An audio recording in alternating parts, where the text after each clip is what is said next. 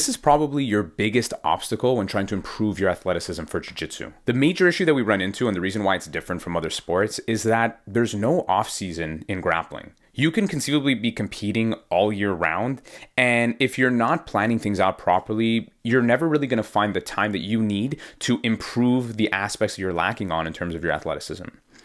And so what we try to do with this is kind of create like a pseudo off season. And the way I do this with my athletes really is working backwards from major competitions, stuff like super fights, big competitions that are going to earn you points towards national or international fights, or, the ones that happen every couple of years like ADCC or CJI. Things that are more like small scale regional competitions, I think are really helpful to just get you a bit more time on the mats and experience in the competition setting. But I don't think that they're major enough to warrant us tapering or priming ourselves for that match. We can continue to train properly throughout that without really having to back off of any volume or intensity and just focus on trying to figure out our game and competing under those circumstances. So if we go back to how we're going to create our pseudo off season, which is basically working backwards from those competitions, what I look for is to try to find blocks of like 12 to 16 weeks where we can focus on whatever our weak aspects are of athleticism, whether that's strength, whether that's our body composition, whether that's just us lacking muscle mass in general. And we're going to focus on improving those parameters over the course of the 12 to 16 weeks. And now the reason why I give a range is because typically the minimum that I want is 12 weeks to be able to get some really good work done, but 16 would probably give us the best overall bang for our buck in terms of being able to see really significant improvements over time. Now, it also doesn't mean that once we get out of this phase, we're no longer doing anything in the gym, or it also doesn't mean that if we're working within those 12 to 16 weeks that you're not doing anything on the mats. No. What you're going to do in terms of periodization is you always want to set your priority, your primary goal, and then what's secondary. And the reason why this is important and the reason why you can write this stuff down is because the secondary goals that you have don't just get pushed behind. The only difference is those are going to stay at maintenance, right? So for example, if we're just purely lifting, if let's say we're in a phase where jiu-jitsu, your sport, is the main thing that you want to focus on improving, well, the volume of rounds that you're going to be doing, how many rounds a week you're doing, how often you're training, the intensity of those training sessions is going to go up. And then lifting and the strength and conditioning will be your secondary, which means that it's just staying at maintenance. You won't increase the volume that you're going to be using. You may increase the weights that you're using to a very small degree over time. But the goal is not to focus on improving that stuff because it'll just impede you from recovering and it'll take some of that focus away from what you really want to improve on. And so that's why in that 12 to 16 week block, we do the opposite. We focus on the athletic stuff that we can be doing in the gym, and we put our grappling at a maintenance volume where we can still perform at a pretty consistent way, at a pretty consistent level, but it's not going down and it's not going so high up to the point where it's impeding the results we're getting from the gym. If you are an athlete and you want to take your progress to higher and higher levels, you're going to have to make these choices. You have to make these trade-offs, especially if you're not an enhanced athlete. These trade-offs become even more important to work with. And it's not like if you just do the 12 to 16 week block, you're basically done for the year. No, we would see where we work backwards from these different stages. And what I would do typically with my guys is that I would do, let's call it block 1A, which is going to be the actual one where we're going to get the most amount of work done focused on in the gym.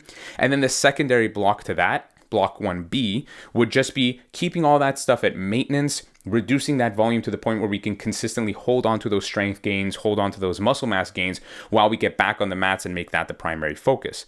And so you are a grappler, you are a jiu-jitsu athlete. That's the focus on what you want to get better at. And so we're using the strength and conditioning to support that. But that doesn't mean that it doesn't deserve its own block of training where it becomes the priority so that you could push those limits a little bit more.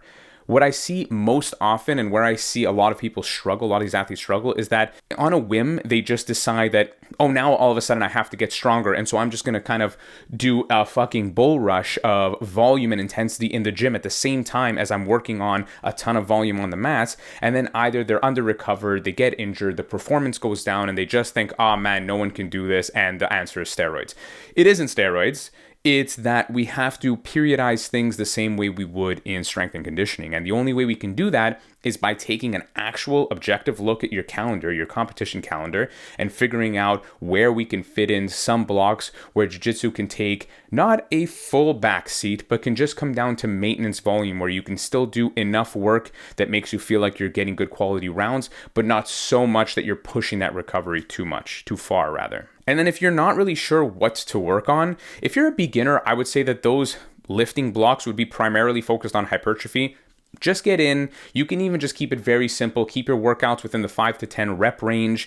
If you want to be a bit more specific, I would say likely at the beginning, everything can stay that way. But as you maybe get a little bit more advanced, the leg work can stay more in like a 3 to 6 for strength. You don't really need big legs for jiu-jitsu. You need strong legs for jiu-jitsu. And then the upper body stuff can continue to stay in that hypertrophy range. The reason why this is good is because you're going to focus on building really high quality lean body mass, which is always good. You'll still get strong just by nature of you lifting and increasing, right? 5 to 10 reps, you'll still get very strong in that rep range. So don't really worry about that too much. And it's also going to still be a little bit easier on that soft tissue, on those tendons, ligaments, on the joints as well. As you advance a little bit more and you've done a couple of blocks of this, then we can start being more specific about the work that we do. Maybe we might do something that's specific in strength and power. Maybe we might do something that's specific in body composition to get you, leaner and more jacked at a lower body weight so that you don't have to cut a ton in competition. But I've spoken about this a lot in the past too, how I feel about large weight cuts. Not a big fan of that. I'd rather you get to a point where you feel very strong and fast at a lower weight class or at a lower overall body weight. And that just leads to you not having to worry too much about cutting weight.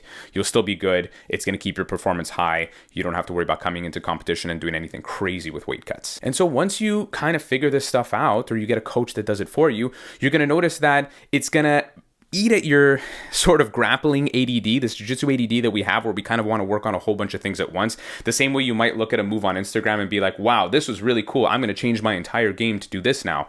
It's not going to work. You have to focus on what you're good at. You have to recognize what you need to work on, and then you have to find a way to plan out your training so that you can keep the stuff you're good at maintenance, work on the stuff you're bad at to bring it up to a respectable level, and then we can start swapping back and forth so that you never overwork in one area and you're always essentially compounding your gains to get better and better results over time. And this is how the pros do it. This is how you see consistent results over time. And this is how you make sure that you get better without overtraining or burning out.